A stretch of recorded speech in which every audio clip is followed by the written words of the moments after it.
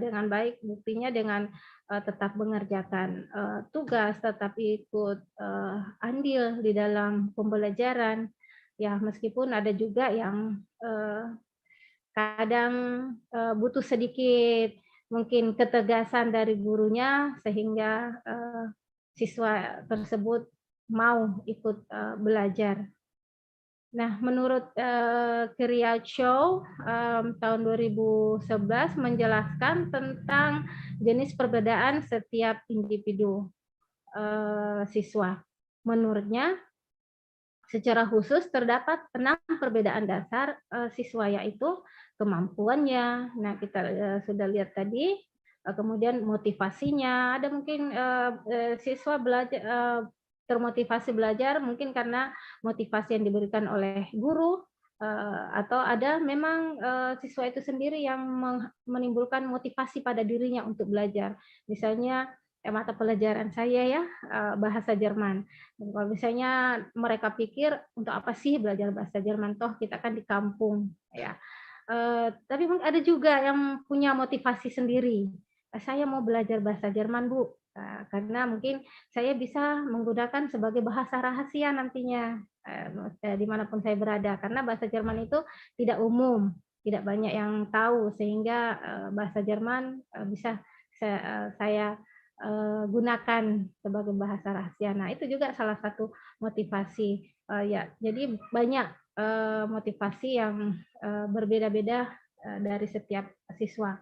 Kemudian kelas sosial. Nah, kita ketahui sendiri kelas sosial di sini ya dari ada yang anak yang tidak mampu, ada yang mungkin orang tuanya lagi tinggal tidak bersama dengan orang tuanya, sehingga itu juga sangat mempengaruhi. Kemudian gender, ya ini jelas, kemudian ras, dan ini terutama ya kebutuhan pendidikan khusus. Nah, di dalam pembelajaran saat ini, di kurikulum saat ini, kita sudah mengenal namanya inklusi. Sebenarnya sudah lama inklusi itu ada, namun sekarang sudah kayaknya mengarah lebih jelas arahnya kita harus apa di pendidikan inklusi ini. Sehingga sudah ada langkah-langkah yang harus kita gunakan sebelum masuk ke dalam kelas. Ya, mungkin mulai dari mencari tahu tentang keadaan siswa tersebut, sehingga kita bisa memilih metode pembelajaran atau mungkin cara penyampaian materi yang tepat untuk semua siswa yang ada di kelas kita. Next. Oke, next yang ketiga yaitu meningkatkan kualitas diri. Nah, sebagai guru atau kita ketahui tadi peran guru itu bukan lagi sumber belajar, tapi peran guru adalah ahli pembelajaran, sehingga meskipun sudah jadi guru kita harus tetap meningkatkan kualitas diri kita. Nah, berdasarkan Permendikbud nomor 16 tahun 2017, guru dapat meningkatkan kualitas dirinya dengan 2 hal. Yang pertama, meningkatkan kualitas akademis, yang kedua, meningkatkan kualitas kompetensi. Meningkatkan kualitas akademis ini kita bisa melakukannya dengan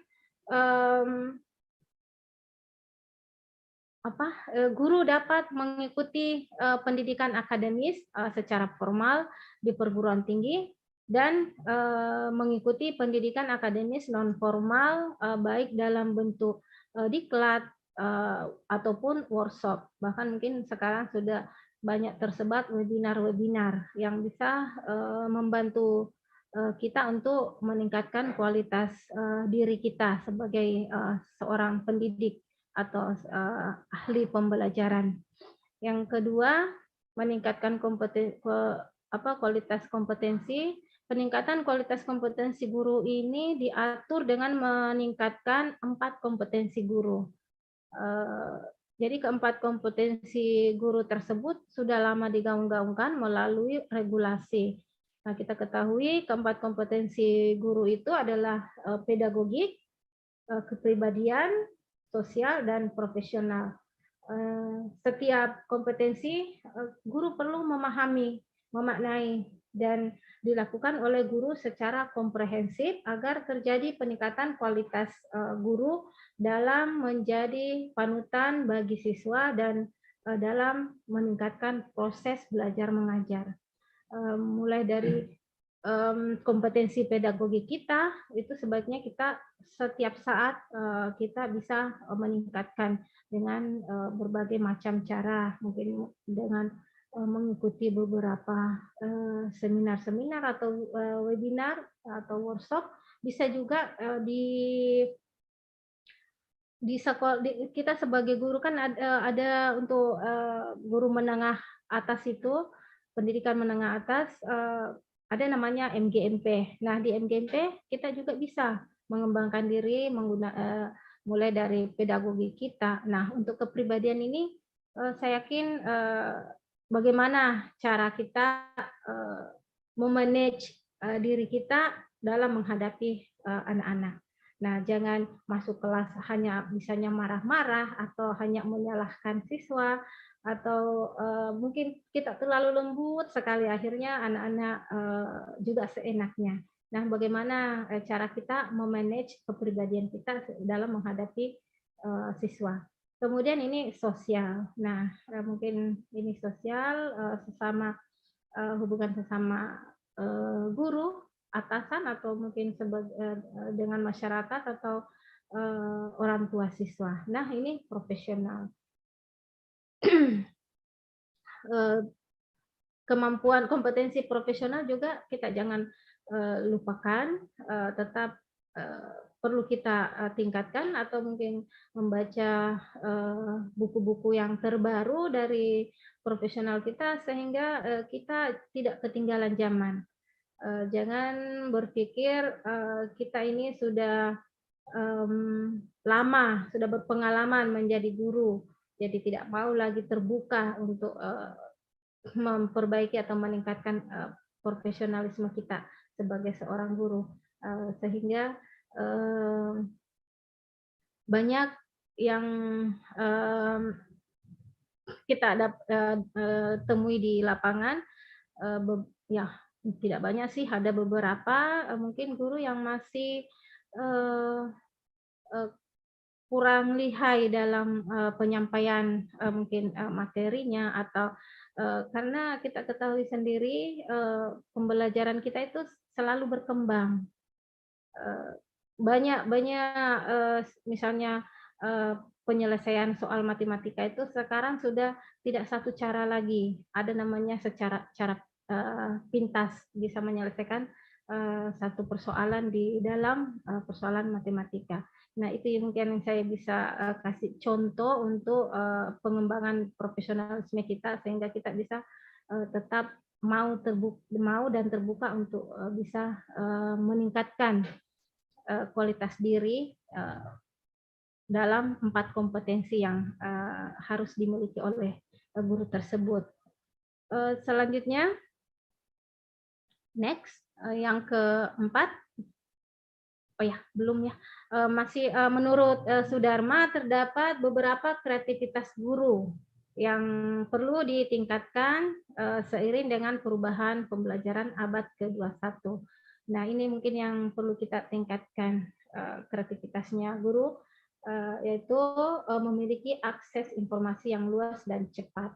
Nah, dengan mengikuti beberapa kegiatan webinar, seminar atau apa, karena sekarang sudah terbuka secara umum, kita bisa melihat, kita bisa mengikutinya, ada yang gratis, ada yang berbayar, itu bisa kita bisa mengakses banyak informasi dari tempat-tempat tersebut.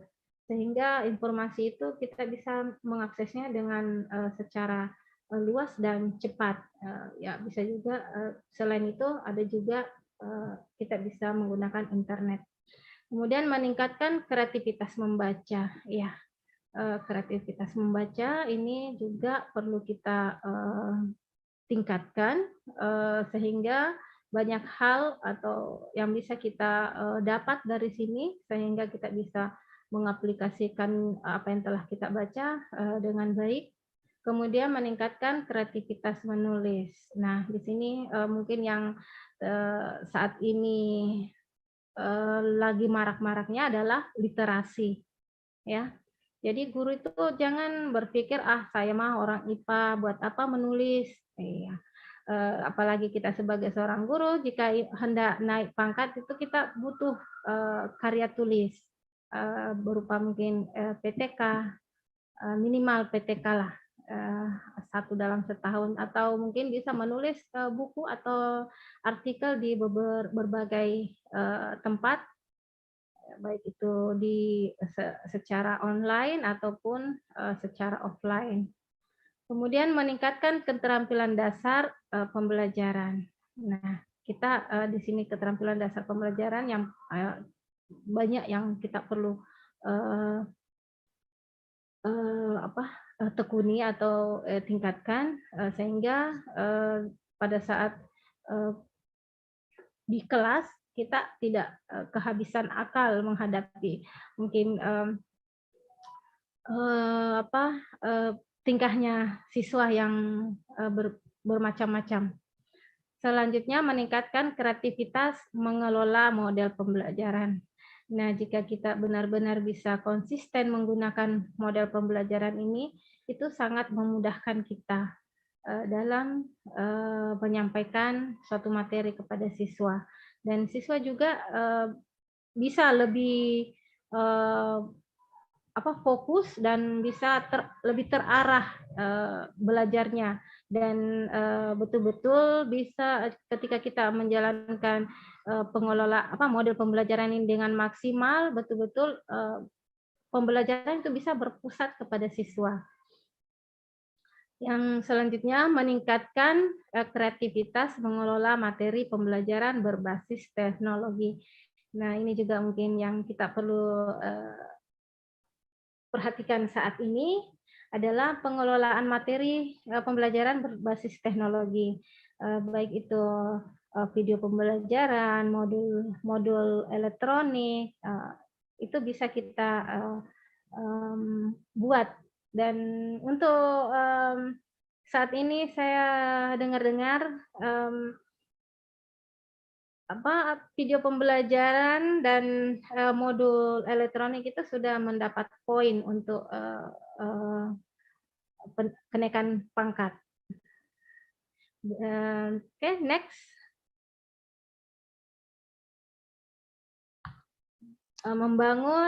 Yang keempat adalah membangun hubungan emosional dengan siswa. Nah, di sini kita perlu membangun hubungan emosional dengan siswa.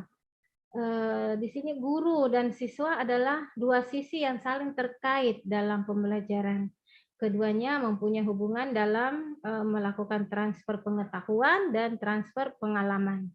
Hubungan emosional yang perlu dibangun oleh guru adalah yang pertama, saling keterbukaan.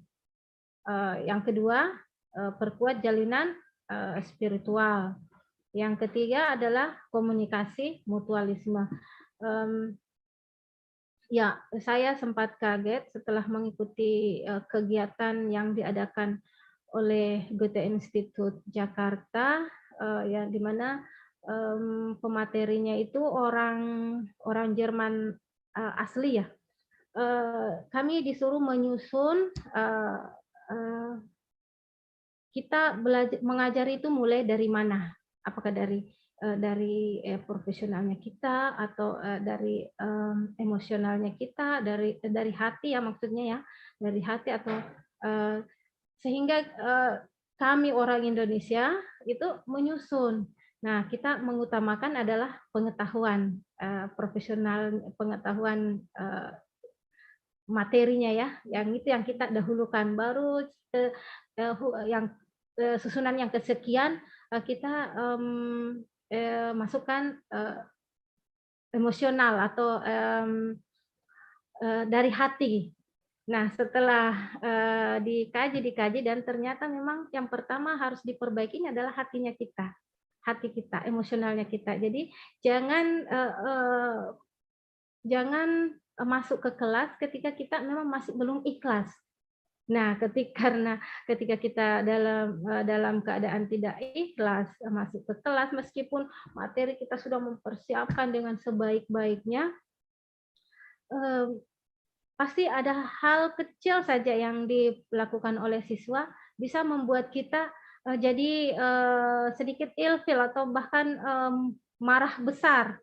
Karena memang dari awal kita sudah tidak ikhlas masuk ke kelas itu. Meskipun materinya sudah, matang, model yang kita gunakan sudah siap sama sekali. Nah, ternyata kami kami saat itu langsung, berpikir, "Ya Allah, ternyata orang-orang sana sendiri mendahulukan ini ya." Padahal yang kita pikir di sini adalah pengetahuan dulu yang harus kita isi. Nanti setelah pengetahuan isi baru yang kesekian, urutan kesekian baru hati kita. Ternyata tidak. Harus hati dulu atau emosional dulu yang kita bisa kontrol. Nah, kita bisa bangun dengan siswa itu.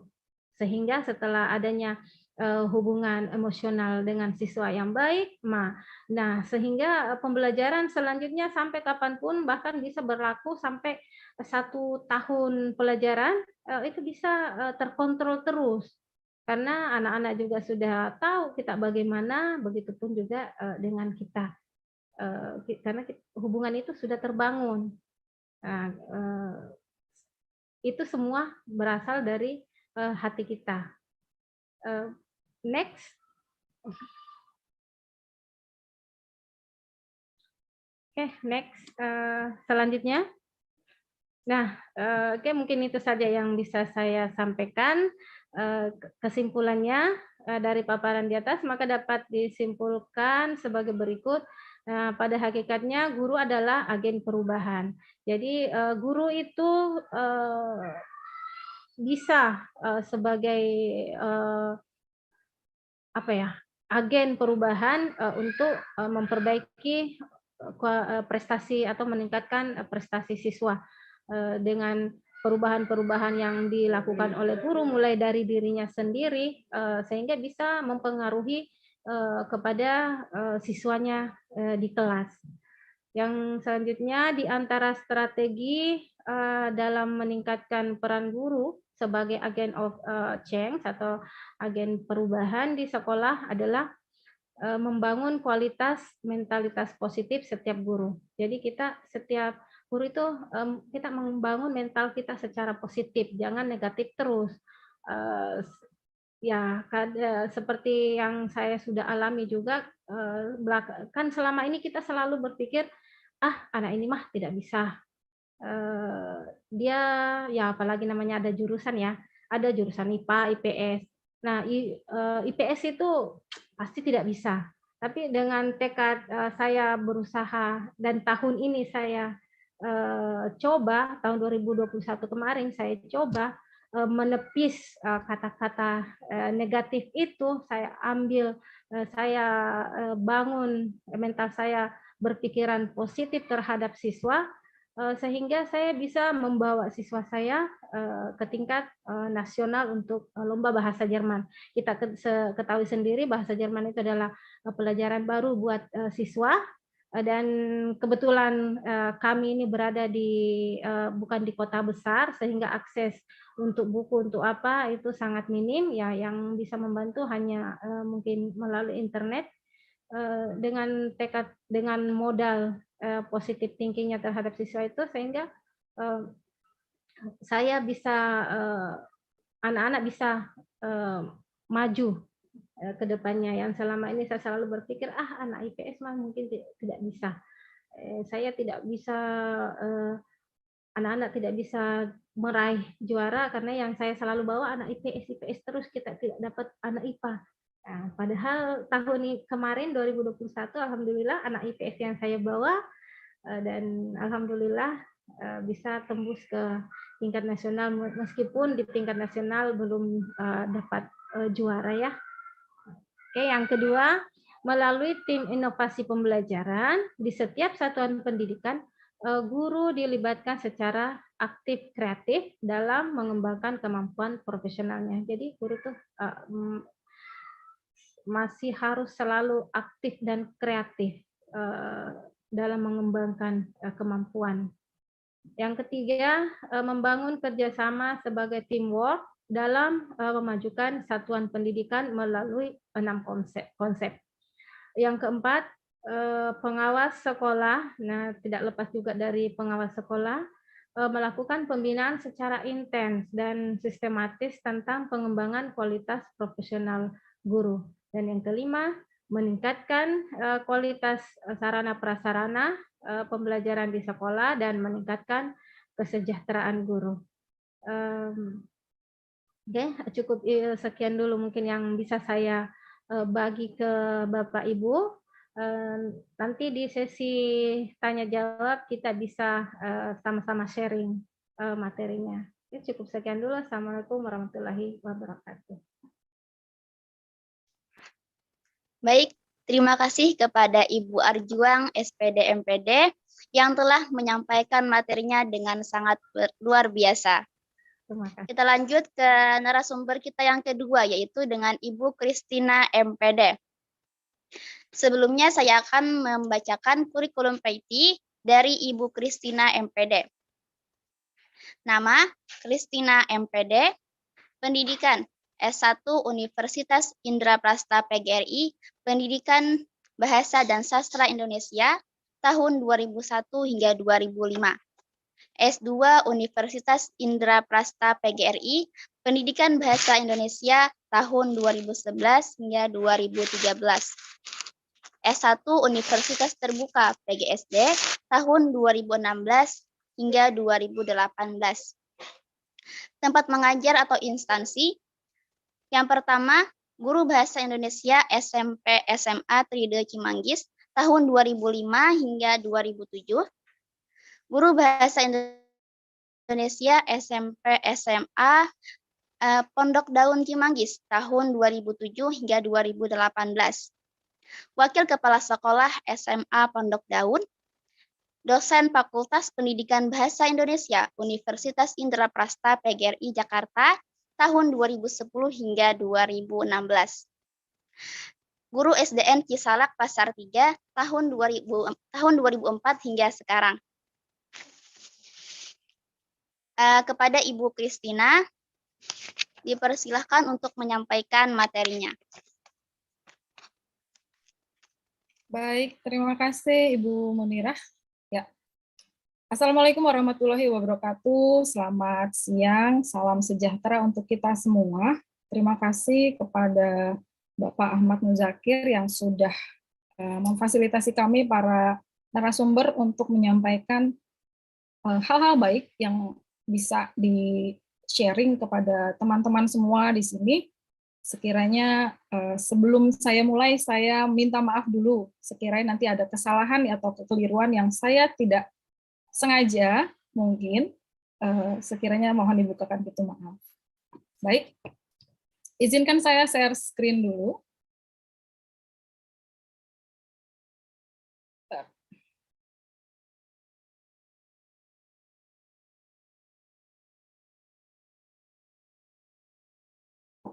Terlihatkah, Bapak Ibu? Terlihat, Bu. Iya. Ya, sebentar. Oke. Ini pinnya jatuhnya di Ibu Munirah ya, bukan di saya ya? Apa, Bu? Oh, apa ya? Oke. Sip. Itu, Bu, terlihat di aja, Bu. Di layar Ibu, Bu. Ya. Baik. Memang seperti itu ya, Bu. Enggak layar penuh di tempat kami, Bu, cuma nah. Ya. Oke, sudah ya. Ya, saya tidak pakai PowerPoint, saya pakainya Tris. Oke. Tapi di sini saya bisa. Oke.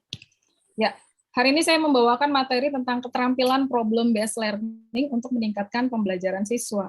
Di mana kita mau Lanjutkan, Bu. Ya. jelas ya? Oke. Saya berikan ilustrasi yang pertama ini, ya. Bapak dan Ibu guru bisa membayangkan di sini adalah sebuah puzzle, di mana puzzle ini disusun oleh anak-anak kita, disusun oleh anak-anak murid kita, peserta didik yang biasa sehari-hari terlibat langsung dengan kita. Apa yang terjadi ketika puzzle-puzzle itu tersusun dengan baik, tentu akan menjadi sebuah gambar baru, sebuah desain baru yang bisa menyajikan tampilan yang bagus. Oke. Dalam hal ini, problem based learning sebenarnya kita seorang guru, bagaimana keterampilan kita bisa menyajikan sebuah materi sedemikian rupa sehingga permasalahan itu bisa terangkat dan menjadi pemikiran baru untuk anak-anak. Oke. Ya. Di sini saya berikan gambar sebuah pohon. Bu. Ya. Bisa sedikit itu munculnya cuma di tempat Ibu aja, Bu. Apa tuh yang layar punya Ibu? Kalau bisa, Bu, munculnya di layar kami yang besar, Bu. Oke. Kalau gitu saya pindahkan. Sebentar ya. Ya, Bu. Oke. Saya tidak dapat izin share screen. Tolong diulang, Pak. Apa, Bu? Saya tidak dapat izin untuk share screen. Oh. Sepertinya saya bukan co-host ya. Admin, bantu Ibu Kristina jadi co-host. Sudah, Bu? Sudah. Oke. Saya share screen. Ya.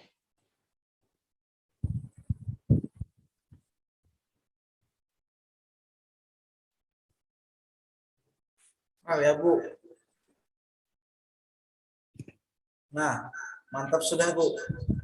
Bisa aja, Bu, yang di layar Ibu itu hapus saja, Bu. Ya. Ya. Benar, tutup. Iya. Oke, sudah siapkah? Pause screen, Bu. Ya, sudah. Sebentar. Tadi saya pakai freeze. Biasanya nggak ada masalah nih kalau di freeze. Bentar.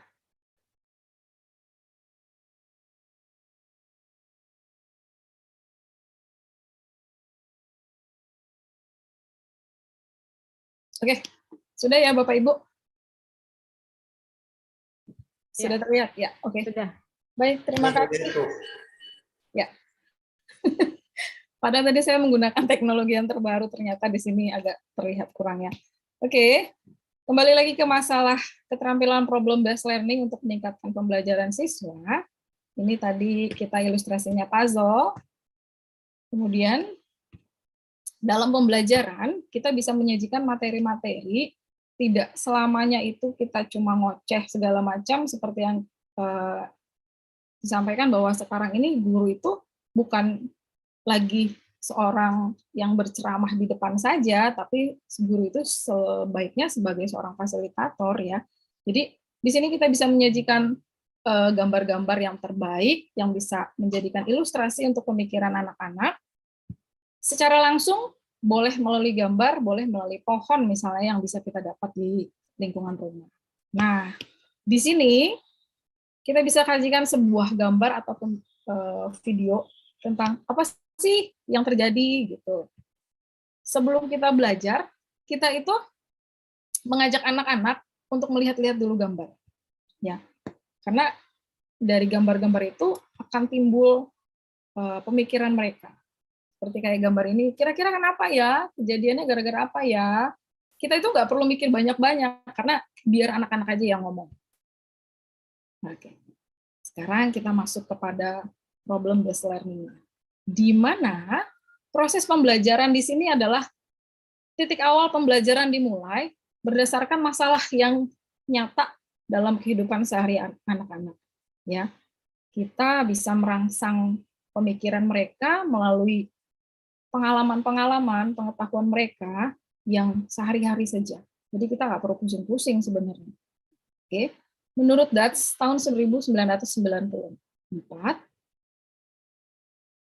problem based learning ini adalah salah satu metode instruksional yang menantang siswa agar belajar dan belajar bekerja sama dengan kelompok untuk mencari solusi masalah yang nyata. Di mana tujuan di sini? Tentu saja kita mau memancing pemikiran anak-anak. Kita mau memancing kira-kira kalau ada masalah seperti ini, solusinya seperti apa? Kira-kira kalau ada masalah seperti ini, apa efek yang akan terjadi? Nah, anak-anak akan dipacu untuk berpikir. Jadi, kita tidak perlu menjelaskan, anak-anak kalau kalian buang sampah sembarangan, nanti akan ada begini, nanti akan ada begini. Anak-anak kan cuma ngedengerin aja, cuma menyimak saja, sementara titik sentral siswa yang belajarnya itu jadi hilang. Beda dengan zaman kita yang dahulu ya. Baik, model pembelajaran ini bisa diterapkan jika maaf ada yang lewat ya, jika guru itu mengetahui, hafal materinya, lalu mengerti, kemudian memahami, lalu yang kedua, guru itu ingin peserta didik mampu memecahkan masalah, selanjutnya guru ini bisa menginginkan siswa bahwa apa yang dipelajari itu akan bertanggung jawab untuk kegiatannya. Kemudian guru menginginkan peserta didik dapat menghubungkan antara teori yang dipelajari dalam kelas dan kenyataan yang hadapinya di luar kelas. Lalu dalam kegiatan ini guru bermaksud mengembangkan kemampuan peserta didik dalam menganalisis situasi, menerapkan pengetahuan, mengenal antara fakta dan pendapat, serta mengembangkan kemampuan dalam membuat tugas secara objektif. Ya. Oke, kalau langkah-langkah seperti ini sebenarnya sudah biasa dilakukan seorang guru, karena kita mempelajari di sini adalah keterampilannya seorang guru, ya, bahwa untuk tahap-tahap sintak-sintak yang mau kita sampaikan, misalnya tahap 1, kita mengorientasikan peserta didik dalam sebuah masalah. Kenapa? Karena tadi di awal-awal saya sajikan sebuah gambar, sebuah ilustrasi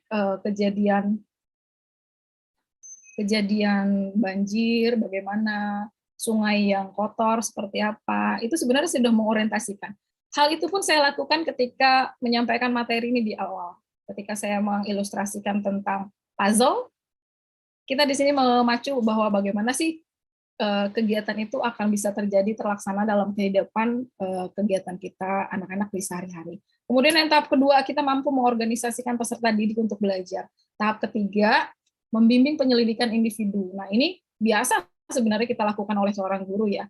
Kalau anak-anak diberikan tugas, kan tidak mungkin kita langsung kasih tugas saja, anak-anak disuruh mengerjakan, kan tidak. Kita tentu membimbing dalam kegiatan individu maupun kelompok.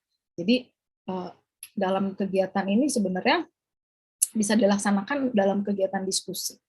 Tahap 4, mengembangkan dan menyajikan hasil karya. Ketika mereka sudah diskusi, kita persilakan mereka ke depan untuk menyajikan hasil karya pemikiran mereka. Lalu yang kelima, menganalisis dan mengevaluasi proses pemecahan masalahnya. Ya, intinya dalam keterampilan problem-based learning ini, guru harus mau belajar. Kenapa guru harus mau belajar? Karena guru ini, ya seperti yang dibilang, titik sentral itu tidak selamanya harus seperti yang dulu-dulu deh. Jadi guru itu sekarang lebih cenderung ke fasilitatornya, titik sentralnya ya mengarahkan lah.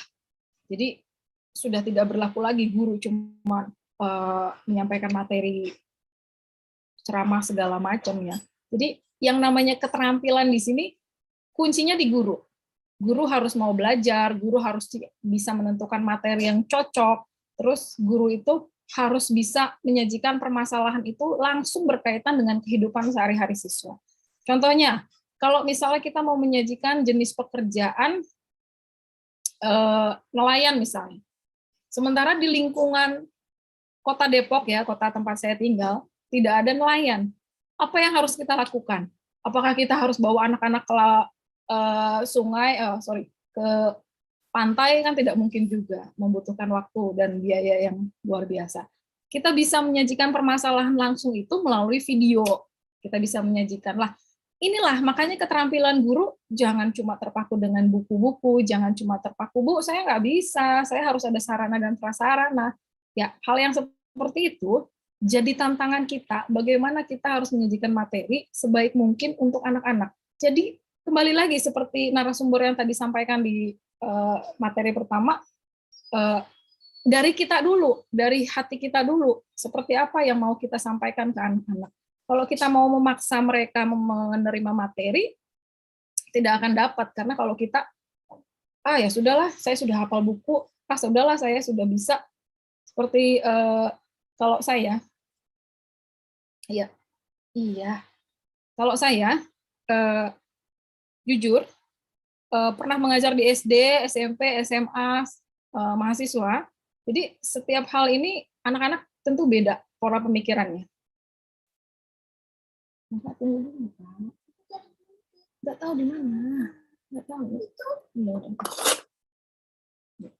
Ya, kalau anak-anak SD, kira-kira keterampilan guru untuk menyajikan materinya seperti apa? Kan anak-anak SD ini penuh. Kita bisa ilustrasikan mereka itu bagaikan tanah liat yang harus dibentuk dari pertama. Jadi kita harus menyajikan materi-materi sehingga mereka bisa langsung dengan kehidupan sehari-hari siswa. Contohnya, kalau kita menyajikan jenis pekerjaan, kita ajak mereka kehidupan ke pasar. Bu, di daerah saya nggak ada pasar, nggak mungkin nggak ada pasar. Jadi kita ajak mereka berinteraksi dengan kegiatan kita sehari-hari, kegiatan lingkungan sehari-hari, gitu ya. Nah, kalau anak-anak SMP, mereka sudah lebih pinter, sudah punya teknik-tekniknya, dan bahkan mereka bisa mengungkapkan apa yang menjadi permasalahan di dalam kegiatan pembelajaran. Saya ketika selesai mengajarkan materi, setiap hari, kalau di SMP SMA kan seminggu paling cuma beberapa hari ya, kalau di SD setiap hari. Setiap melakukan kegiatan pembelajaran, saya diakhiri dengan bukannya cuma menyimpulkan materi segala macam, tapi diakhiri dengan gimana pembelajaran hari ini? Menurut kalian ibu kurangnya di mana? Menurut kalian ibu salahnya di mana? Menurut kalian ibu harusnya gimana? Nah, akhirnya mereka ngomong, Bu, tadi ibu begini, tadi ibu begini, tadi ibu begini. Kita tidak boleh marah dengan apa yang disampaikan oleh anak murid kita. Kita tidak boleh tersinggung dengan apa yang disampaikan oleh anak murid kita. Karena kadang-kadang anak-anak itu menyampaikan hal yang kira-kira nyaman untuk mereka, ya. Dan apa yang mereka sampaikan itu tentu dari hati mereka. Nah, disinilah keterampilan seorang guru juga berkaitan. Maaf ya, orang lewat. Ya, disinilah keterampilan seorang guru juga harus ditingkatkan. Di samping itu, tadi SMP, SMA, gampang lah anak-anaknya. Lebih gampang lagi anak-anak yang sudah di tingkat mahasiswa. Wah, kita lebih gampang lagi. Cuma masalah di sini saya tidak menyampaikan tentang materinya, tapi balik ke keterampilan kita sebagai seorang guru. Keterampilan kita sebagai seorang guru, bagaimana caranya kita bisa menentukan materi dengan hal yang sebaik mungkin, dengan kehidupan yang sehari-hari, dengan apa yang mereka lihat langsung. Jadi PBL ini sebenarnya kita mencari permasalahan supaya anak-anak bisa mencari solusinya. Seperti yang narasumber tadi katakan, yang pertama yaitu kembali lagi ke dari kitanya. Mungkin itu saja yang bisa saya sampaikan. Saya agak blank ini dari tadi, tetangga lewat-lewat terus. Baik, sebentar. Ya, itu saja materi yang saya sampaikan. Mungkin ada yang mau ditanyakan nanti, mungkin saya serahkan kembali kepada Ibu Moderator. Terima kasih. Baik, terima kasih kepada Ibu Christina MPD yang telah menyampaikan materinya dengan sangat menarik dan luar biasa. Selanjutnya kita dengarkan narasumber kita yang ketiga, yaitu dengan Ibu Lutfi Ristiani Putri MPD. Sebelumnya saya akan membacakan dulu kurikulum PT dari Ibu Lutfi Ristiani Putri.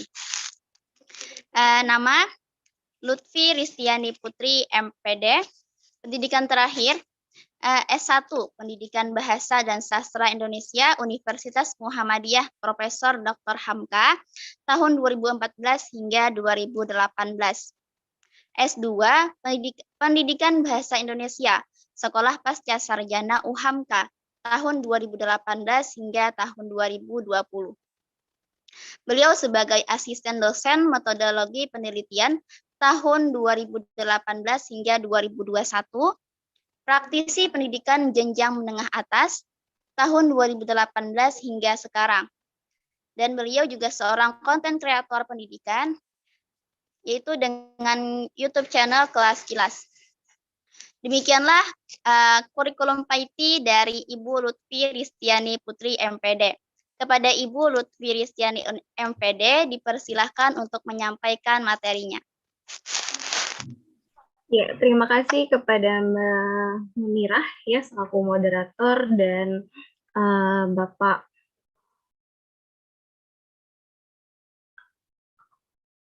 Oke. Terdengar suara saya? Mohon maaf tadi. Ya, Terdengar, Bu. Oke, Bapak ya, Bapak Ahmad Muzakir selaku panitia. Baik, saya di sini akan menyampaikan materi mengenai esensi pengajaran digital pada generasi Alpha dan Z ya, generasi Z. Oke, biodata tadi sudah disampaikan oleh moderator. Kemudian ini mind mapping materi yang akan disampaikan kali ini mengenai pertama generasi, kemudian era digital, kemudian pengajaran digital dan esensi pengajaran digital pada generasi Alpha dan Z ya. Saya tambahkan generasi Z juga include di dalamnya. Oke, mulai dari generasi ke generasi pasca Perang Dunia Kedua. 5 generasi menurut teori Natalia Yustia, pasca Perang Dunia Kedua itu ada 5 generasi. Yang pertama ada baby boomers, tahun kelahirannya 1946 sampai 1964. Dengan memiliki karakter adaptif, kemudian disiplin, keras, mental kuat, prinsip kuat, serta berpegang teguh pada loyalitas dan dedikasi. Kemudian dilanjut pada generasi X, yaitu tahun kelahiran 1965 sampai 1980, yang memiliki karakter mandiri, disiplin, kerja keras, kreatif, tangguh, solutif, dan mengutamakan karir. Lanjut pada generasi Y atau milenial, itu pada kelahiran 1981 sampai 1994. Memiliki karakter kreatif, inovatif, memiliki passion, produktif, dan sering berkomunikasi menggunakan media dan teknologi digital. Masuk lanjut pada generasi Z atau E-Generation, yaitu dari tahun kelahiran 1995 sampai 2010, memiliki karakter menyukai teknologi, fleksibel, lebih cerdas, open-minded, dan toleran pada perbedaan budaya. Kemudian generasi Alpha terakhir, yaitu dari tahun kelahiran 2011 sampai 2025, yang memiliki karakter melek teknologi, cerdas, cepat, mengenali suatu hal, mampu berpikir kritis juga. Gitu, oke. Ini 5 generasi menurut teori Natalia Yudhistia pasca Perang Dunia Kedua, ada 5 generasi. Baik, lanjut pada rentang kelahiran dan kategori generasi. Untuk siswa-siswa SD saat ini, itu tahun kelahiran mulai dari tahun 2014 sampai 2009 sampai 2014 maksud saya. Kemudian termasuk ke dalam generasi Alpha. Kemudian siswa SMP itu dari tahun kelahiran 2006 sampai 2008 ya. Itu termasuk ke dalam generasi Z. Dan yang terakhir siswa SMA atau SMK atau sederajat dari tahun kelahiran 2003 sampai 2005 termasuk ke dalam generasi Z. Makanya tadi include dari generasi Alpha dan juga generasi Z. Nah, menurut para ahli, anak-anak generasi masa kini merupakan generasi digital native atau yaitu mereka yang sudah mengenal media elektronik dan digital sejak lahir menurut Mark Renzi. Nah, sesuai dengan apa yang saya akan bahas, pertama, yang kedua kita lanjutkan kepada mengetahui apa sih era digital itu, seperti apa era digital. era digital adalah masa ketika informasi mudah dan cepat diperoleh serta disebarluaskan menggunakan teknologi digital. Tentu teknologi digital adalah sebuah teknologi yang menggunakan sistem komputerisasi yang terhubung dengan internet. Nah, perkembangan dari teknologi digital pertama adalah perkembangan komputer, kemudian lahirnya internet, kemudian ada telepon seluler atau gawai, dan pada perkembangan selanjutnya yaitu situs jejaring sosial yang sering kita gunakan sehari-hari. Nah, masuk kepada pengajaran digital. Pembeda antara pengajaran dan pembelajaran, di sini pengajaran merupakan aktivitas yang dipelopori atau didominasi oleh seorang pendidik.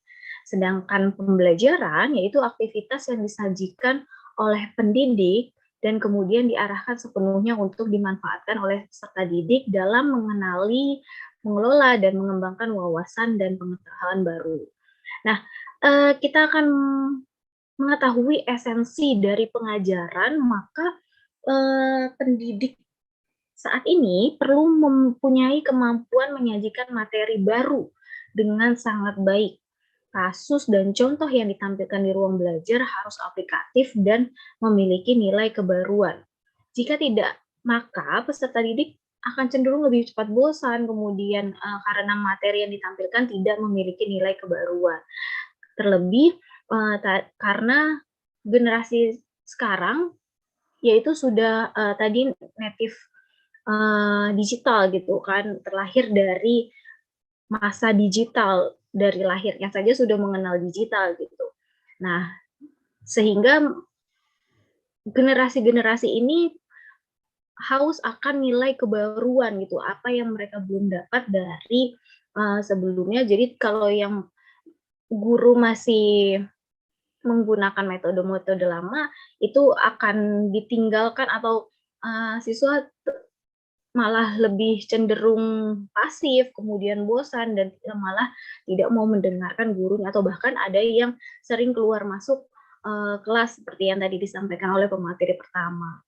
Nah, lanjut pada pengajaran digital, dari kemajuan di bidang teknologi informasi dan komunikasi memungkinkan rentang jarak antar pendidik serta peserta didik saling berkomunikasi melalui berbagai jejaring sosial.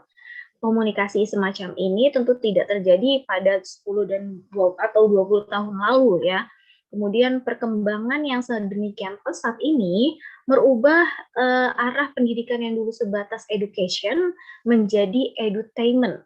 Kedua pendekatan ini secara esensial tidaklah merubah hakikat proses kegiatan belajar mengajar di kelas, namun dalam sisi lain terdapat perbedaan dalam perencanaan, kemudian strategi dan teknik, dan juga metode pengajarannya. Nah, di sini tadi ada edutainment, mungkin yang belum memahami, yaitu pendidikan yang menjadi hiburan dan hiburan yang menjadikan pendidikan. Dengan edutainment, proses pendidikan akan semakin menarik dan menghasilkan lulusan yang semakin berkualitas. Seperti yang saat ini ya, yang sering dilihat banyak konten yang berisikan pendidikan ataupun hiburan di dalamnya yang berisikan juga pendidikan.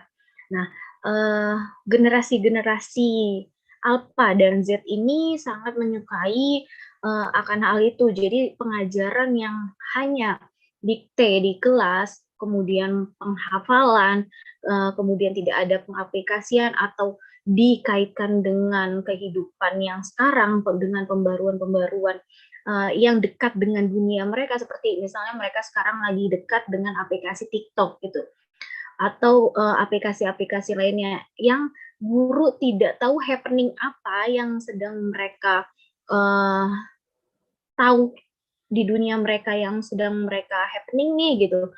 Guru yang tertinggal untuk pembaruan seperti itu yang menjadikan mereka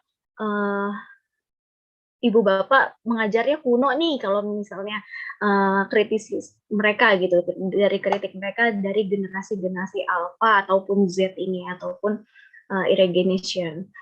Nah, digital di dunia pendidikan masuk kepada digitalisasi hampir semua perangkat di dalam kegiatan pendidikan.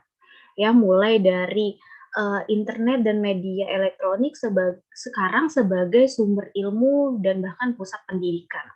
Kalau dulu kita guru sebagai pusat atau yang ditunggu, sumber ilmu yang ditunggu oleh siswa, namun kini sekarang internet dan media elektronik itu sebagai sumber dan juga pusat pendidikan menurut mereka gitu.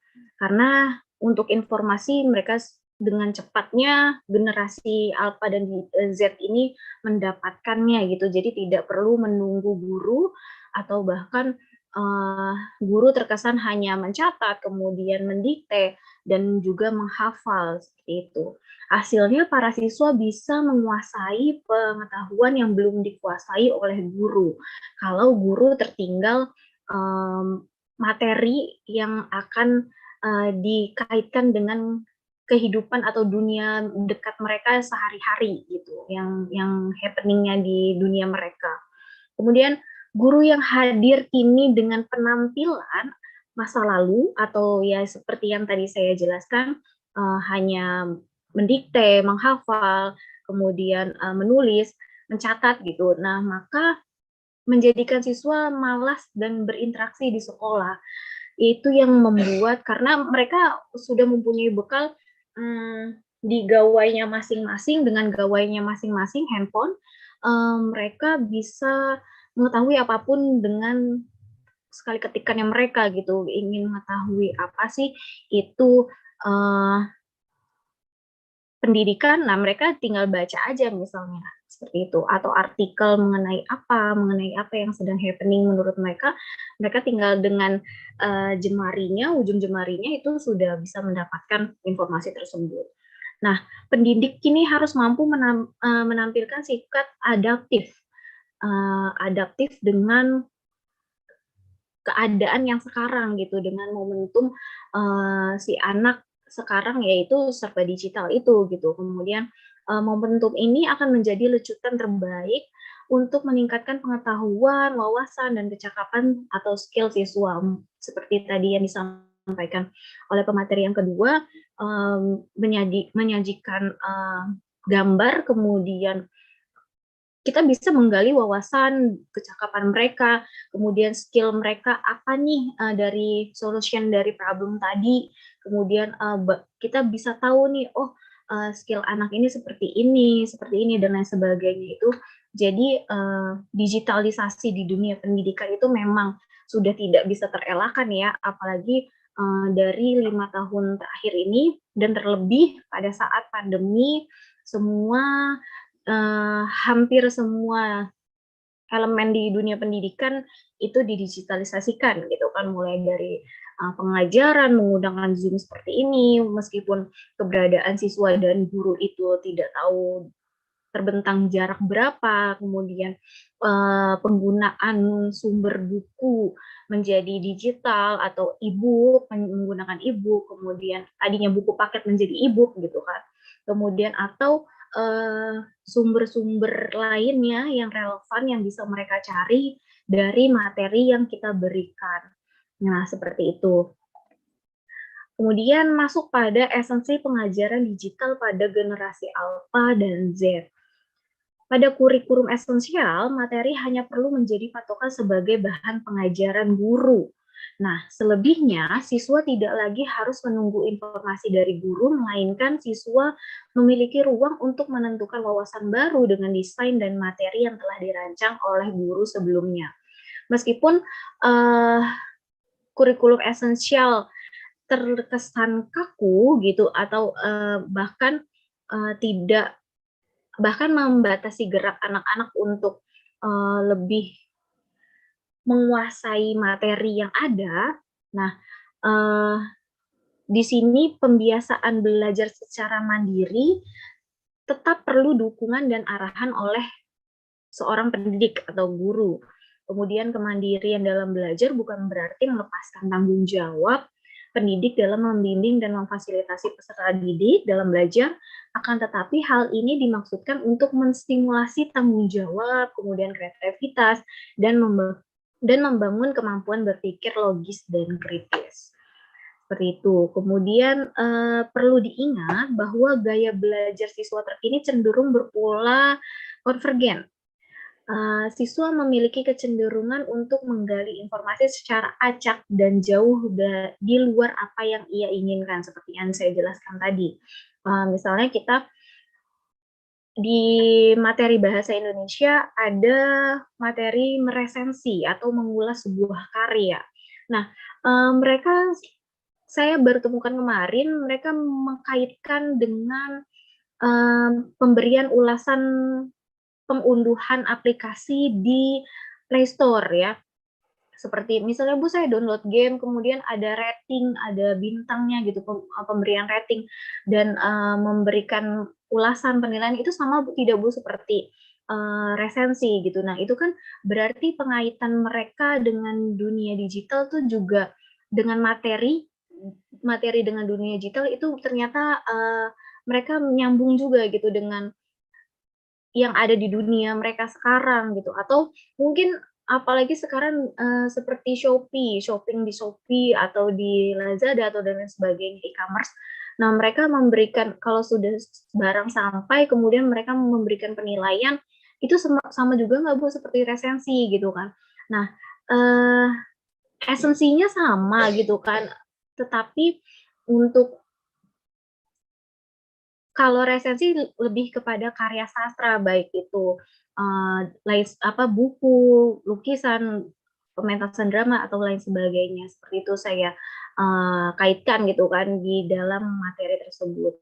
Nah, perlu diperhatikan gaya belajar siswa di era digital ini bukan saja meneliti dan mengamati objek yang hanya ada di ruang kelas. Nah, tadi yang seperti saya sampaikan, kenapa bisa siswa tersebut mengaitkan dengan mengulas aplikasi atau mengulas bahan belanjaan, karena tidak hanya bukan cuman untuk meneliti dan mengamati objeknya yang ada di dalam ruang kelas, akan tetapi mereka juga terbiasa menyimpan dan mengumpulkan berbagai informasi yang diperoleh dari ruang-ruang selain ruang kelas. Selain itu, siswa di era milenial juga atau milenial atau alpha atau generasi Z ini juga terbiasa mengungkapkan pengetahuannya secara langsung tanpa perlu dikonsep atau dipersiapkan terlebih dahulu seperti siswa-siswa pada masa sebelumnya. Nah, seperti itu yang terjadi saat ini di pengajaran atau pembelajaran di generasi alpha maupun Z. Nah, selanjutnya pada penggunaan media dan perangkat yang tepat sesuai dengan usia dan perkembangan anak.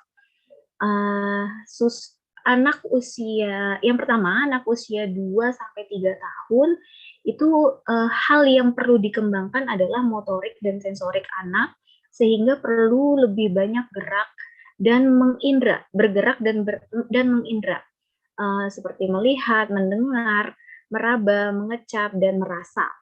Nah, pengajaran yang perlu ditekankan di sini, sebentar.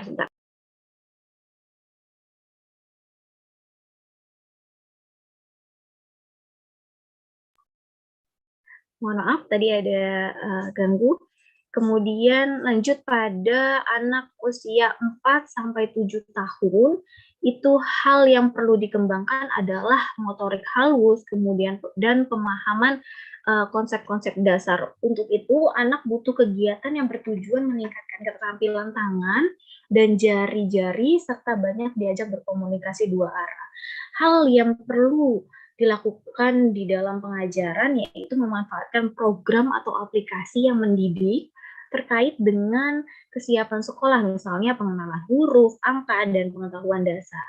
Kemudian membahas persamaan dan perbedaan antara pada tokoh favorit yang dilihat melalui media dengan tujuan meningkatkan keterampilan, membedakan hal yang buruk dan baik, dan lain sebagainya. Kemudian membahas persamaan dan perbedaan, ini yang tadi, maaf, ini tercopy 2 kali, Dan yang terakhir, memanfaatkan program atau aplikasi yang mengajarkan perilaku berteman serta menghargai perbedaan dan keanekaragaman yang ada. Selanjutnya, yang ketiga, anak usia 8-12 tahun, hal yang perlu dikembangkan adalah kemampuan berpikir, belajar, dan interaksi sosial. Nah, hal yang perlu dilakukan dalam pengajaran yaitu memanfaatkan program atau video yang menunjukkan berbagai pengalaman positif yang menstimulasi imajinasi. Kemudian mendiskusikan perilaku baik dan tidak dari karakter tokoh di media yang terkenal, yang mereka kenal. Kemudian menghindari tayangan program yang menampilkan kekerasan, antisosial, dan juga perilaku negatif lainnya. Nah, masuk pada anak usia 13-18 tahun. Nah, di sini hal yang perlu dikembangkan adalah dalam hal identitas diri, kemandirian, dan interaksi sosial yang lebih luas. Hal yang perlu dilakukan saat pengajaran yaitu memanfaatkan media blog atau berbagai macam artikel untuk melatih anak menuangkan ide-idenya dan membimbing mereka untuk terbiasa menulis, bukan hanya membaca.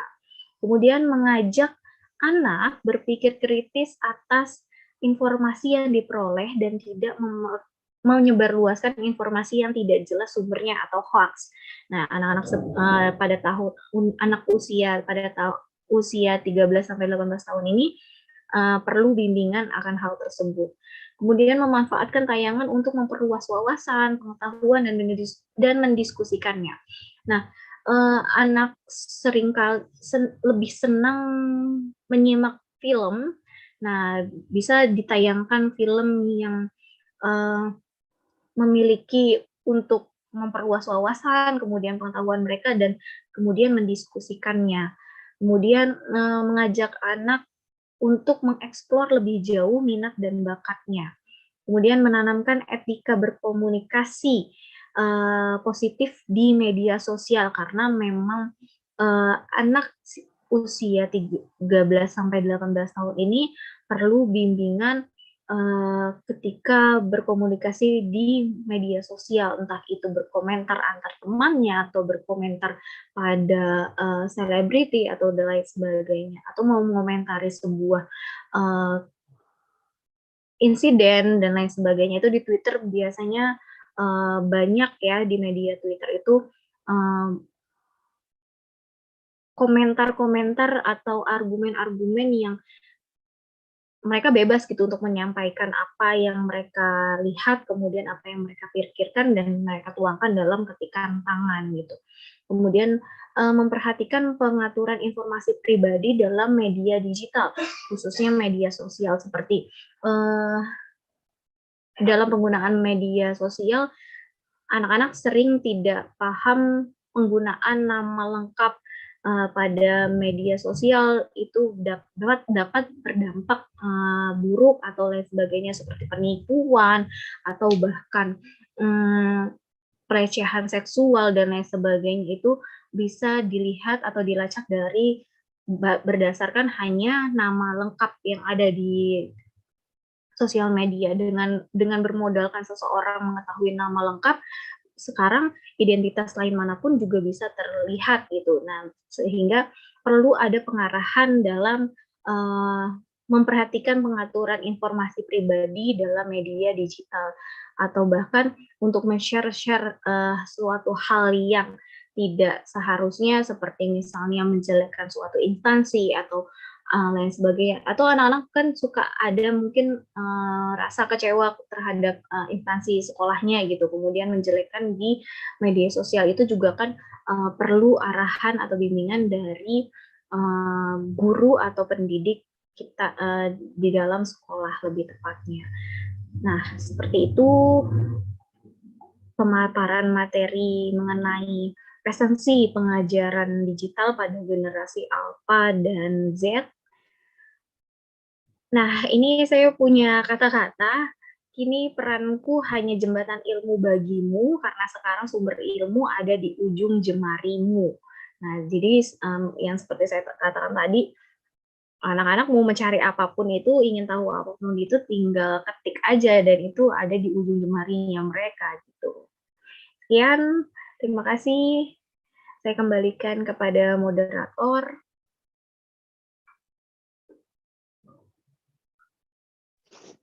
Baik, terima kasih kepada Ibu Lutfi Ristiani Putri yang telah menyampaikan materinya dengan sangat luar biasa.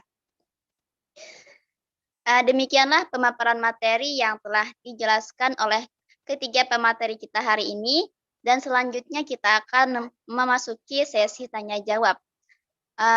Kepada peserta, untuk link presensi atau absensi telah dikirimkan melalui kolom chat atau kolom live chat pada YouTube. Baiklah, langsung saja kita mulai sesi tanya jawab. Dipersilahkan kepada 3 atau 4 orang peserta yang ingin bertanya. Kepada peserta yang ingin bertanya, silakan angkat tangannya, atau juga bisa kirim pertanyaannya lewat kolom chat. Lewat kolom chat pada YouTube ataupun pada kolom chat pada Zoom.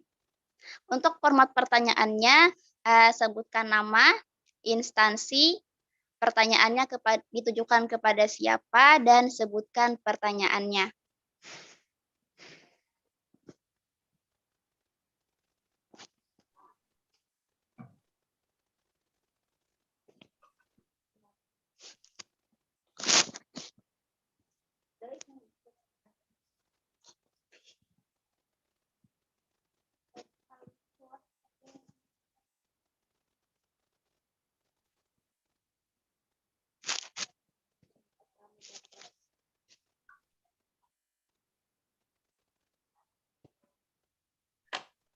Ya, silahkan kepada Bapak Jowan Adinur, SPD.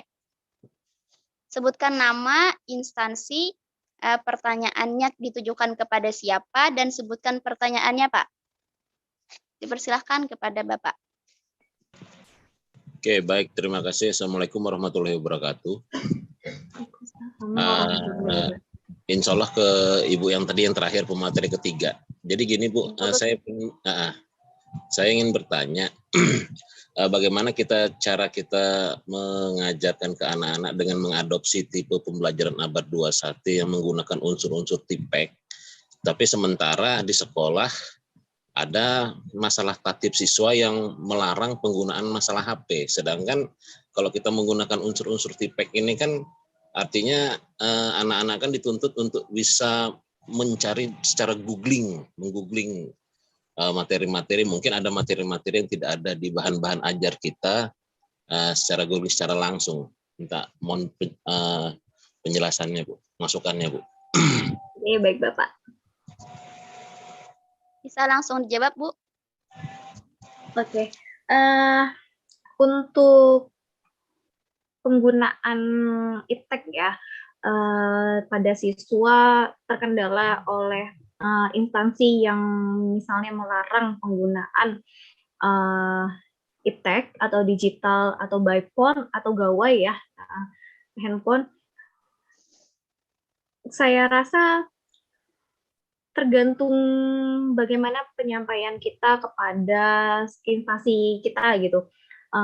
Terlebih siswa di dalam kelas itu sudah menjadi istilahnya menjadi hak milik kita gitu. Maksudnya kita bebas untuk menggunakan media apapun saat pembelajaran, kemudian dengan diawali oleh perjanjian antara guru dan siswa. Saya ketika sebelum pembelajaran dimulai, awal tahun pembelajaran atau siswa baru saya masuk di dalam kelas, itu selalu membuat kontrak belajar di mana di dalamnya salah satunya adalah penggunaan gawai boleh ketika saya memperbolehkan untuk pembelajaran, untuk proses pembelajaran gitu. Nah, selebihnya jika saya tidak memerlukan kalian memainkan gawai, tidak boleh dipergunakan gitu. Nah, untuk misalnya ke bidang kurikulum ataupun ke kepala sekolah gitu, saya menyampaikan bahwa saya menggunakan media pembelajaran seperti ini, maka saya membutuhkan anak-anak untuk bisa dengan leluasa menggunakan gawai dengan pantauan saya sebagai guru pendampingnya atau guru pengajarnya di dalam kelas saat materi pembelajaran mata pelajaran saya, seperti itu Pak. Mungkin bisa ada negosiasi atau seperti apa penyampaian kepada pihak yang memperbolehkan siswa membawa gawai atau memainkan gawai di dalam kelas, seperti itu. Mungkin bisa sedikit atau ada diskusi lain Pak mengenai yang saya jabarkan tadi. Iya Bu, ya itu juga yang terkadang terkendala kita di sekolah kan, artinya lain padang lain belalang gitu Bu ya. Iya betul. Pada saat kita ingin melaksanakan begitu tergantung itu tatip itu tadi benturannya Bu. Makanya ini untuk ajaran baru ini kan apalagi di wilayah saya di Samarinda Kalimantan Timur ini kan sudah wajib tatap muka full 100% Bu ya. Artinya tidak ada lagi yang enggak tahu nanti kalau kebijakan ke depannya lagi yang ada online atau tatap maya begitu. Karena gini menurut saya terkadang tergantung itu benar kata Ibu tentang ini tentang aturan masing-masing di sekolah itu terkadang ada yang saklek ada tidak ya kan. Iya, tergantung kembali lagi kepada pimpinan kita. Iya betul. Kadang kita kan karena gini kadang pimpinan kita ini kan anggaplah produk lama Bu ya. Sedangkan kita ini produk baru yang artinya jujur saja saya pribadi alhamdulillah baru lulus PPG angkatan 4 2021 tuh oleh LPTK kita malah dituntut. Unsur itu harus dikejar, dia bilang enggak ada larangan Pak, itu gawai itu dia sekarang bagaimana kita sementara kita ingin menularkan ilmu itu terkadang wah ini saklek nih. Ya karena kan memang sekarang digital itu sudah tidak bisa sudah memang masuk di ranahnya kita sudah tidak bisa dihindari lagi gitu. Iya, jadi benar. Kalau memang pandangan seperti itu ya memang ya itu termasuk ke dalam pandangannya lama gitu. Ya mungkin nanti saya itu diskusi sama teman-teman guru yang senior, diskusi juga teman sudah menyuarakan ke atas gitu. Terkadang mereka protes, wah enggak bisa Pak, itu wah saya bilang waduh Bu, sekarang tipe pembelajaran kita ini sudah mengadopsi abad 21, mengunsur-unsur TPK dimasukkan semua, saya bilang artinya bagaimana kita berkolaborasi, saya bilang kan artinya memang sih kemajuan iptek ini kan pasti ada plus minusnya, tapi bagaimana kita meminimalisir itu. Iya betul. Iya itu. Oke, terima kasih sharingnya Bu. Itu terima kasih banyak Bapak. Ya. Silakan kembali moderator. Itu tadi jawaban dari Ibu Lutfi Ristiani. Kepada pemateri yang lain juga bisa untuk menambahkan jawabannya terhadap pertanyaan dari Bapak Juwan Adinur SPD. Saya boleh menambahkan apa yang disampaikan Ibu Lutfi? Silakan. Ya, silakan Bu, Ibu Kristina. Ya, terima kasih untuk kesempatannya. Baik, apa yang disampaikan oleh Ibu Lutfi menurut saya juga sudah bagus ya. Apalagi di zaman-zaman yang sekarang ini teknologi itu tidak bisa kita hindari. Mungkin di samping itu ketika sudah ada kesepakatan dengan guru-guru, kesepakatan dengan anak murid juga, sebelum kegiatan pembelajaran itu diadakan yang seperti tadi dibilang perjanjian, kontraknya seperti apa. Kalau saya 2008 ya, tahun 2008 saya sudah menerapkan itu. Jadi anak-anak murid ya nggak tahu juga ya, mungkin karena di sekolah swasta jadi mereka udah biasa menggunakan handphone ya. 2008 itu ketika saya mengajar bahasa Indonesia, saya mengajak mereka untuk membawa handphone ke kelas ya. Waktu kalau ngajar di SD agak sulit, tapi ketika ngajar di SMP dan SMA saya sudah menerapkan dengan hal yang seperti itu. Anak-anak diizinkan membawa gadgetnya. Setelah selesai mereka mengadakan lagi yang namanya disimpan. Disimpan di laci mereka atau di bagaimana di tempat mereka, pokoknya di kelas gitu. Perjanjiannya nggak boleh dipakai lagi setelah pembelajaran selesai. Nah, ketika pembelajaran itu dilaksanakan, ternyata guru-guru yang lain juga responnya bagus. Oh iya, ternyata lebih mempermudah kita ya mengajar, lebih gampang gitu ya. Makanya jujur saja ketika tahun 2008 itu saya ingat-ingat lagi, dan kejadian yang sekarang-sekarang ini, apalagi terlebih dari pandemi ini, ternyata apa yang sudah pernah saya lakukan itu bisa kita jadikan hal baik untuk anak-anak kita di tempat yang lain, bisa menjadi motivasi juga. Kalau yang sekarang saya ngajar di SD, anak agak sulit diajak bersepakat, tapi setidaknya kita bisa komunikasi dengan orang tua murid, dengan sesama guru, kemudian kita bisa tunjukkan hal apa yang bisa kita dapatkan ketika anak-anak itu diizinkan 1 hari misalnya, 1 hari, cukup 1 hari. 1 hari itu kan cuma 2 jam misalnya mereka menggunakan itu, kemudian setelah mereka selesai menggunakan itu, kita tunjukkan ke guru-guru nih, ternyata nilai mereka ada perubahan loh. Malah di sini kita bisa jadikan PTK juga bisa gitu. Iya, betul.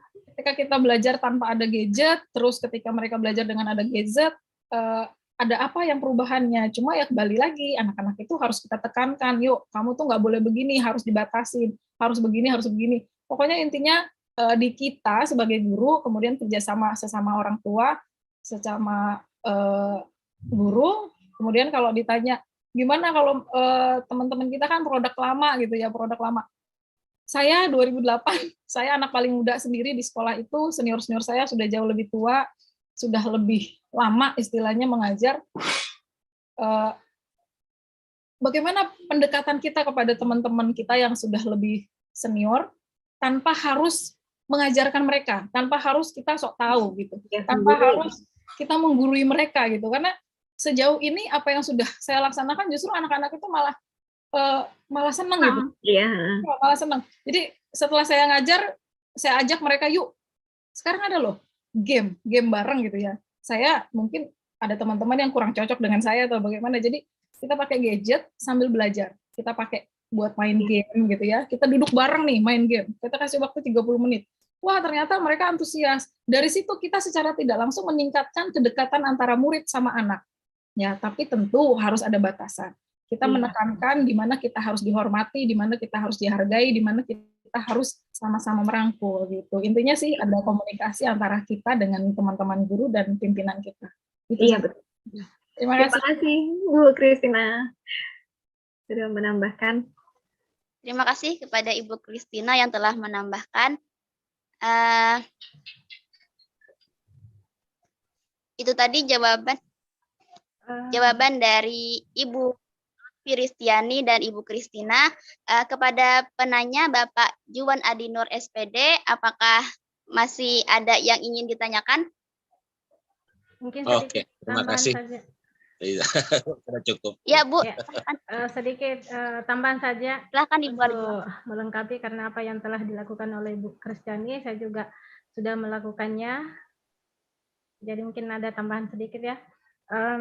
Pada saat ini kan Ya, Bu. Kebetulan sekolah saya mengizinkan bahwa gawai hanya saja anak-anak salah menggunakan.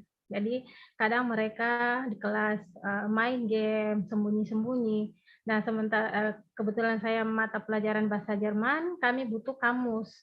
Sementara di sekolah tidak tersedia kamus yang cukup. Jadi kami hanya ada beberapa buku saja, kamus saja.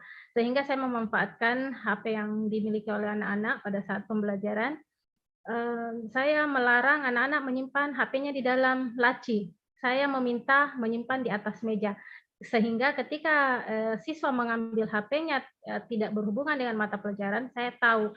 Sehingga anak-anak jujur, maksudnya kelihatan apa yang dikerjakan. Jadi ketika kita masuk ke materi, ada yang perlu dicari, akhirnya mereka baru ambil HP. Tapi kalau misalnya di laci, mereka sembunyi-sembunyi main HP di laci, main game. Iya, itu pengalaman saya ya, karena sekarang sudah HP diizinkan di sekolah saya, yang sebelumnya mungkin sama yang dilakukan oleh Ibu Kristiani, karena sekolah saya juga sebelumnya itu tidak mengizinkan siswa bawa HP.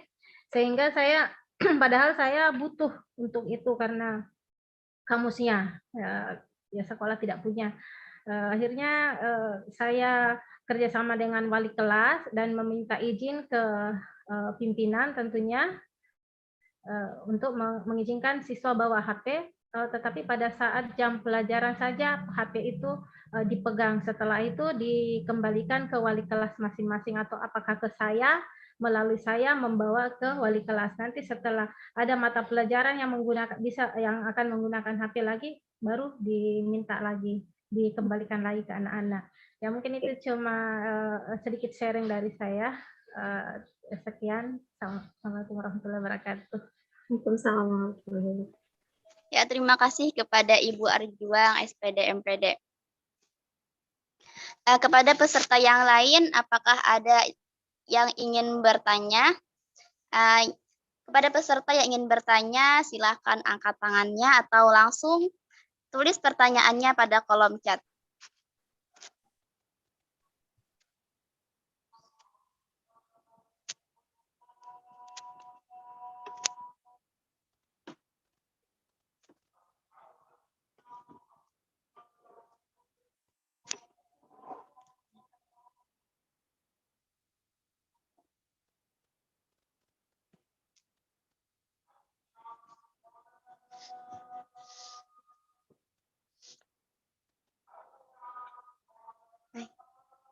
Adakah?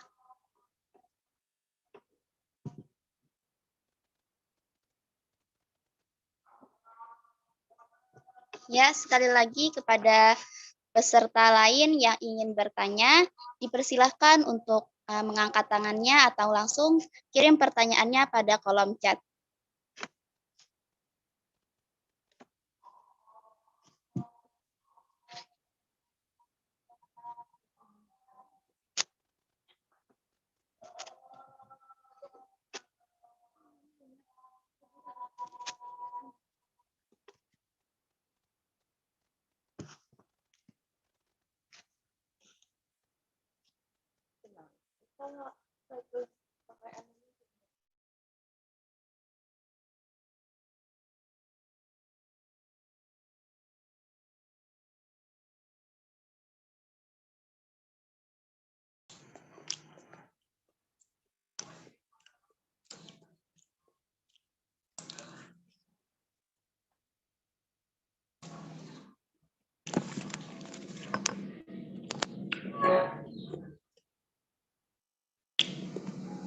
Halo, dengan siapa? Nama mantong ini. Ibu Harmiani mungkin mau bertanya. Halo, Ibu Harmiani. Apakah Ibu ingin bertanya?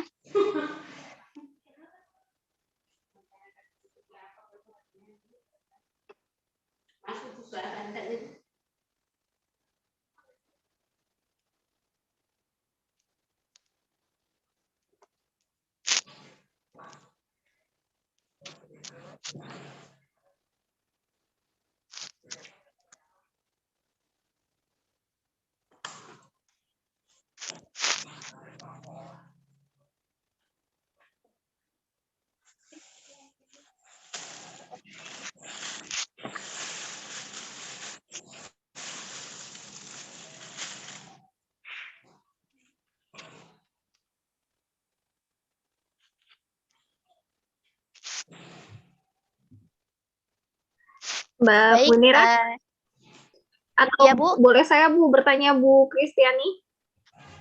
Ya, silakan Bu. Oh, Bu Kristina. Mengenai materi tadi problem based learning, biasanya dalam penggunaan problem based learning, siswa itu diberikan permasalahan, kemudian saat menyampaikan ide gagasan mereka berupa apa Bu? Atau misalnya hasil diskus atau menuangkan gagasan ide sendiri-sendiri atau seperti apa? Ya, apa yang dilakukan ketika terlaksana kegiatan PBL ini, seorang guru kan harus menyajikan sebuah permasalahan dulu. Ketika permasalahan itu ada, kita pancing untuk mereka menyampaikan ide-ide atau gagasan dari hal apa yang terjadi permasalahan itu. Kemudian kita ajak mereka berdiskusi di kelompok mereka. Karena kalau mereka kerja sendiri-sendiri, tentu pemikiran mereka bisa jadi ya hanya stuck di pemikiran dia, tapi ketika dilaksanakan kegiatan berdiskusi kelompok, misalnya 3 atau 4 orang, tentu ada pemikiran-pemikiran baru yang bisa dituangkan antara mereka dengan yang lainnya. Makanya di sini justru akan ada keaktifan siswa. Keaktifan siswa dari yang tadinya cuma diam, terkadang cuma ngikut aja di dalam kelompok, yang lain mah bekerja, yang lain mah berpikir, itu justru malah hilang. Lama-lama apa yang mereka sudah dalam diskusi itu justru nggak akan ada lagi anak yang diam. Makanya kuncinya dari kita dulu. Kita itu sebagai fasilitator, kita mancing mereka, padahal mah istilahnya kita secara tidak langsung mengajak mereka, mempengaruhi mereka. Jadi kegiatan ini dilakukan dalam bentuk kegiatan kelompok ya. Oke. Seperti itu ya. Oke, terima kasih Ibu Christina. Baik Ibu, tapi sepertinya dari tadi kita sepertinya sama-sama ya jurusan Bahasa Indonesia semua ya. Oh iya, dan bertetangga sepertinya ini Indra Prasta dan Uhamka. Kalau mungkin saya ingin bertanya juga untuk Ibu Ari Juang, tadi mengenai strategi peningkatan peran guru dalam pembelajaran. Berarti kan tadi disampaikan bahwa ada istilahnya pemutakhiran dari pengajaran seorang guru yang bisa dikatakan termasuk ke dalam generasi baby booms atau bahkan atau generasi sebelumnya. Kan tadi yang materi yang saya sampaikan ada generasi baby boomers, kemudian ada generasi X, dan sampai pada generasi Y. Kalau saya pribadi kan termasuk ke dalam generasi Z gitu ya, makanya mungkin masih bisa mengimbangi dengan dunia anak-anak. Bagaimanakah dengan guru, lebih tepatnya guru-guru baby boomers atau generasi X ini untuk meningkatkan peran atau strategi dalam pembelajaran supaya disukai oleh anak-anak gitu, seperti contohnya gitu, Bu. Ya, makasih atas pertanyaannya. Ya, kebetulan saya masuk generasi X ya. Oh iya. Ya. Ya, adapun yang saya lakukan yaitu tadi sebagai guru itu kita harus adaptif terhadap suatu perubahan. Jadi kita terbuka dan mau menerima suatu perubahan dengan cara mungkin berkolaborasi dengan teman yang mungkin sudah berada di generasi setelahnya kita yang lebih inovatif dari kita, ya jangan malu untuk belajar untuk meningkatkan kualitas kita. Misalnya seperti bertanya ke teman yang lebih muda mungkin ya, kemudian lebih banyak meluangkan waktu untuk bisa ikut-ikut kegiatan mungkin meskipun hanya sebagai pendengar awal-awalnya ya. Kebetulan kalau di mata pelajaran saya ini kebetulan kami ditangani oleh Goethe Institut langsung dari Jerman yang ada di Jakarta.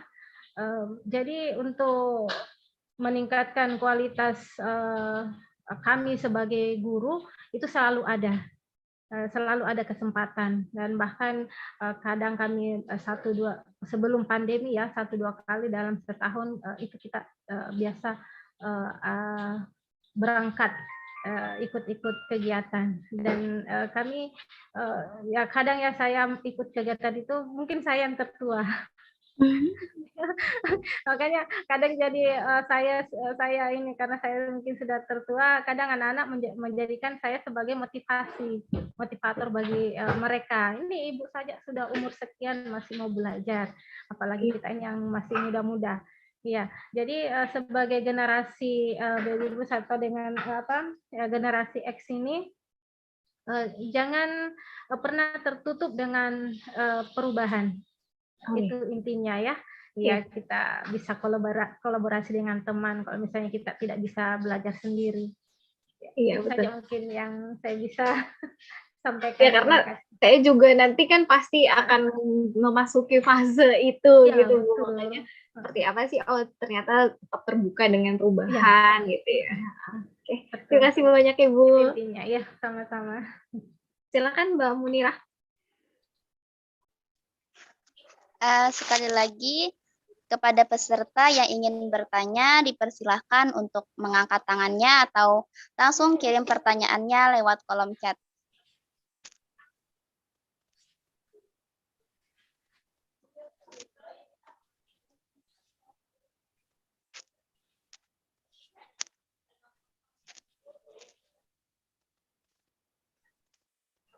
Kalau tidak ada yang bertanya, mungkin kita bisa sharing ya.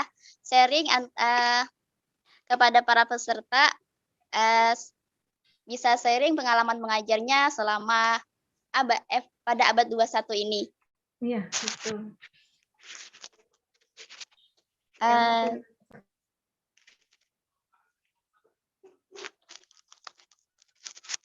Kepada Ibu Susilawati SPD. Assalamualaikum Ibu.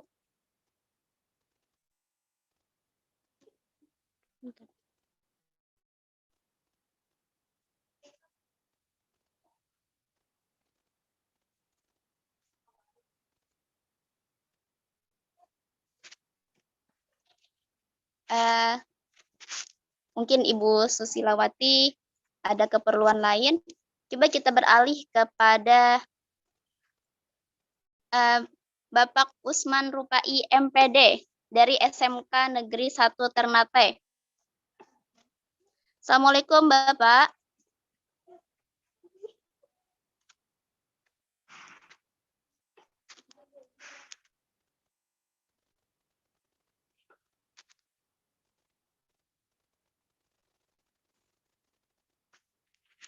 Halo Bapak.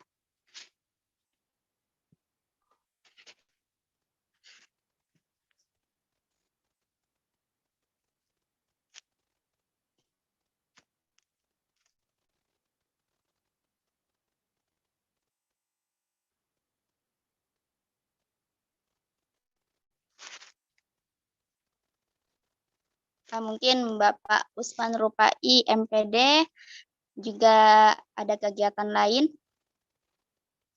Coba kita beralih kepada Ibu Yanti Latifianti. Kepada Ibu Yanti Latifianti. Assalamualaikum Ibu.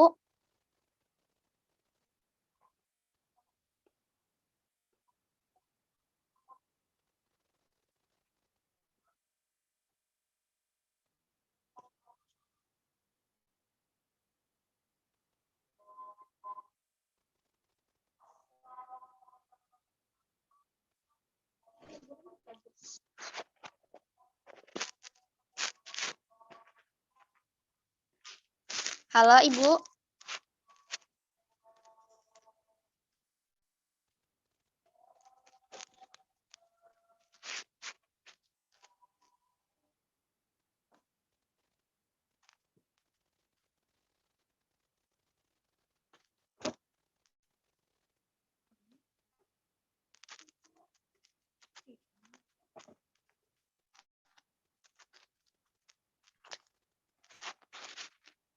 Mungkin juga tidak ada respon dari Ibu Yanti.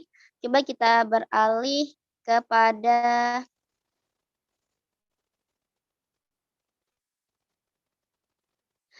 Ibu Upriani. Assalamualaikum Ibu.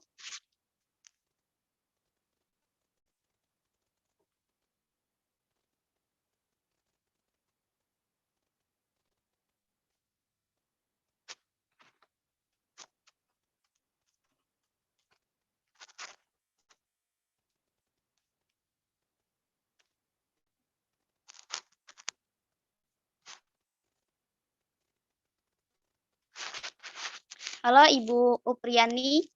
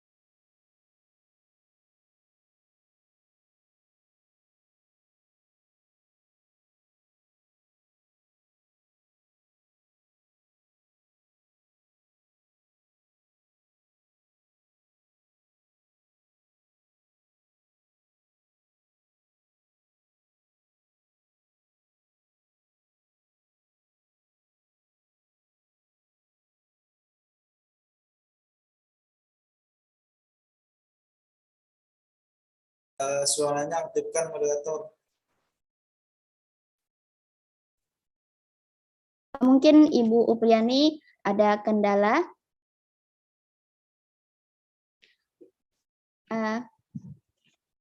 Baik, karena tidak ada lagi yang bertanya, kita cukupkan dulu diskusi kita pada hari ini. Demikianlah kegiatan Diklat Pendidikan Nasional dengan tema Pendidik yang Hebat di Abad 21. Terima kasih kepada ketiga narasumber yang sudah memberikan materinya yang sangat luar biasa. Sebelum kegiatan ini kita akhiri, dipersilahkan kepada ketiga narasumber untuk menyampaikan closing statement-nya. Terlebih dahulu dipersilahkan kepada Ibu Arjuang SPD MPD.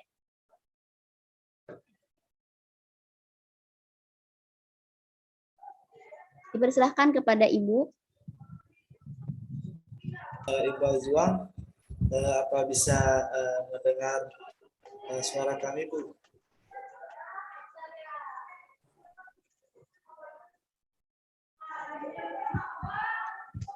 Bisa pindah dulu moderator ke narasumber yang kedua. Oke, langsung saja kita beralih kepada narasumber yang kedua, yaitu Ibu Christina MPD. Dipersilahkan kepada Ibu. Baik, terima kasih moderator yang baik, cantik, dan sabarnya luar biasa. Ya, Bapak Ibu guru yang hebat, hari ini bukan kesempatan yang dirancang sesuka hati kita, karena kebetulan narasumber hari ini jurusan Bahasa Indonesia semua. Itu bukan kesempatan yang kita rancang, tapi semua kembali lagi kepada Sang Pencipta, kepada Tuhan Yang Maha Esa, karena beliau yang menentukan bahwa hari ini narasumber hebat-hebat itu bisa sharing dengan guru-guru hebat yang ada di dalam kegiatan Zoom hari ini.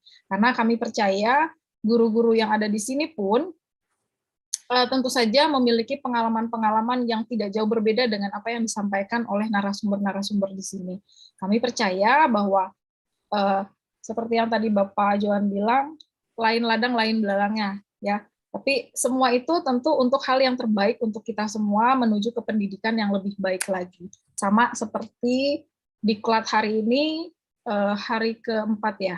Pendidik yang hebat di abad ke-21. Kita sebagai seorang guru, sebagai seorang pendidik, tentu kembali lagi kepada hati kita masing-masing, tidak bisa dipungkiri bahwa apa sih tujuan kita menjadi seorang guru, tidak bisa lagi kita katakan hanya panggilan jiwa, ya.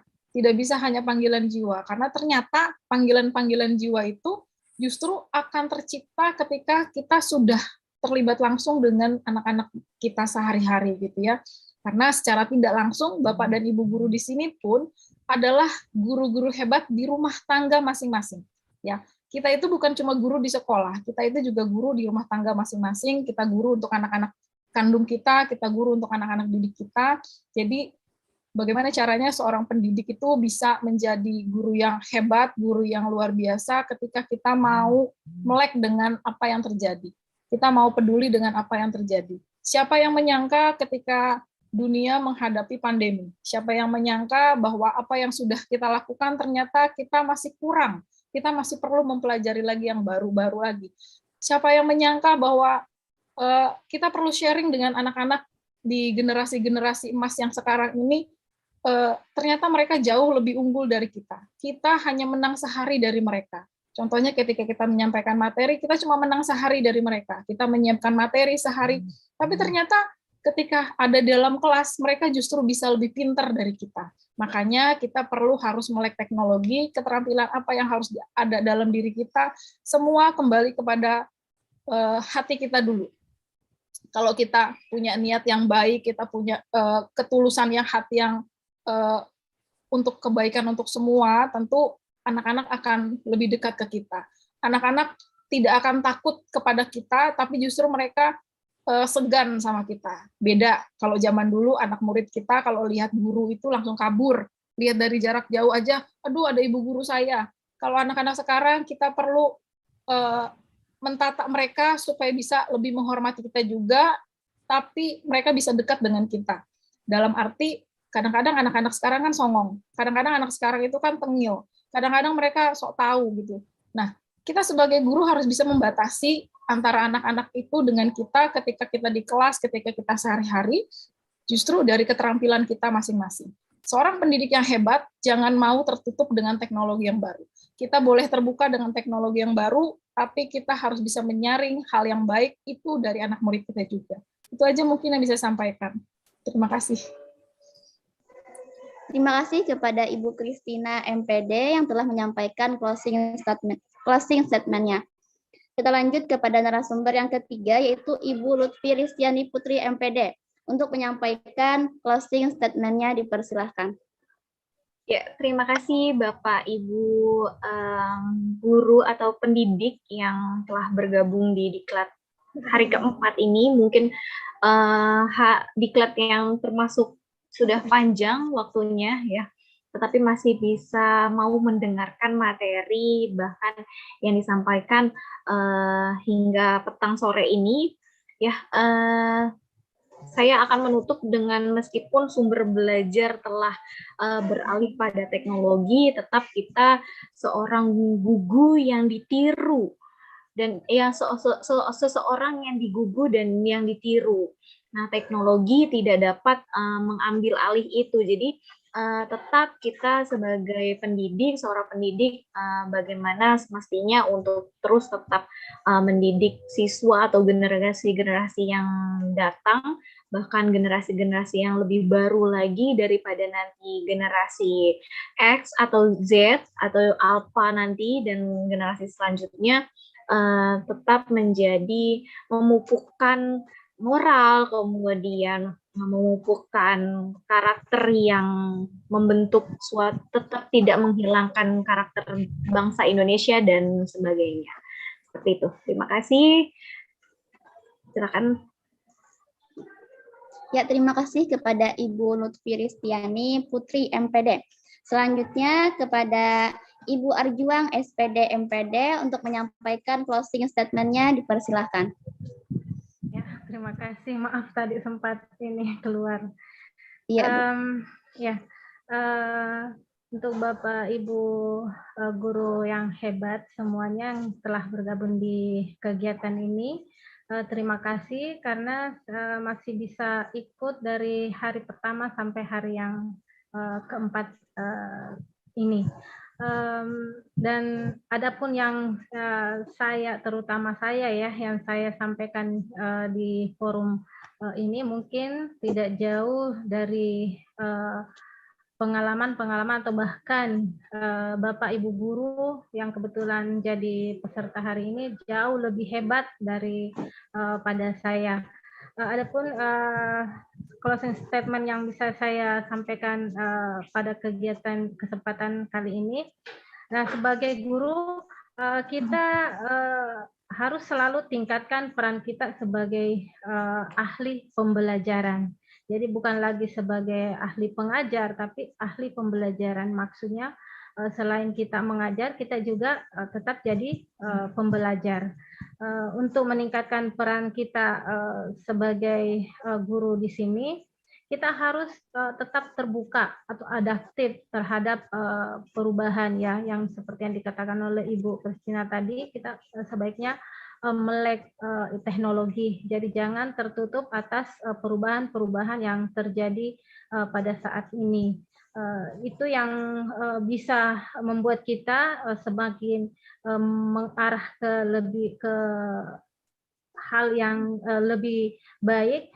Jadi yang perlu pertama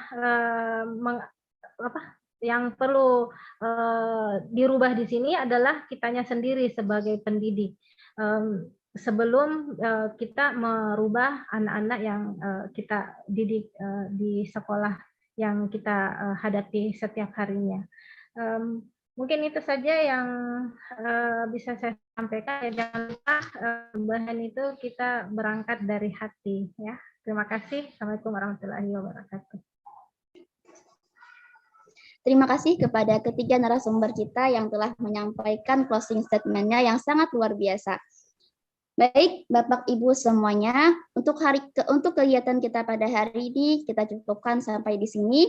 Semoga apa yang kita dapat pada kegiatan ini bermanfaat dan dapat mengamalkannya dalam kehidupan kita sehari-hari dan serta diridhoi oleh Tuhan Yang Maha Esa.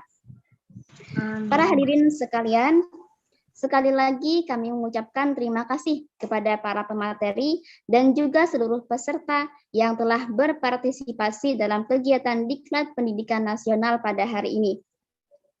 Akhir kata, saya Munirah selaku moderator pamit undur diri.